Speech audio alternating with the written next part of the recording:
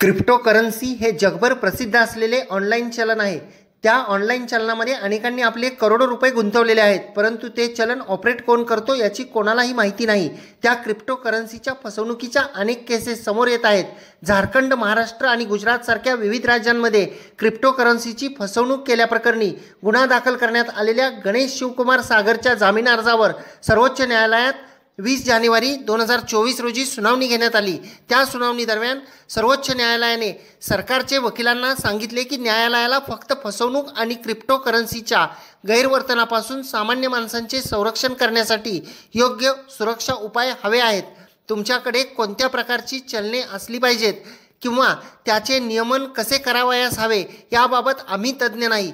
जर त्याचे नियमन करणारी यंत्रणा नसेल तर कोणीही चलन तयार करून त्यात व्यवहार सुरू करू शकतो।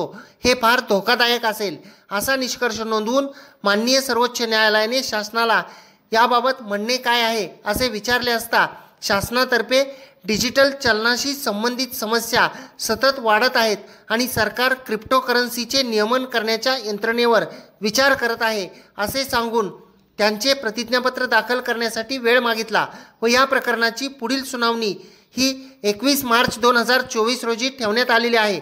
शासन क्रिप्टोकरन्सीच्या अनुषंगाने कोणते नियम बनवते, क्रिप्टोकरन्सीमध्ये होणारी फसवणूक टाळण्यासाठी शासन कोणता नवीन कायदा करते का हे पाहणे महत्त्वाचे ठरणार आहे।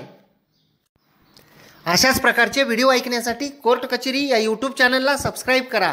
या व्हिडिओला जास्तीत जास्त शेअर करा आणि आपण जर बेल आयकॉन बटन दाबलेले नसेल तर बेल आयकॉन या बटनला दाबा, म्हणजे आपल्याला या चॅनलचे व्हिडिओ सातत्याने येत राहतील।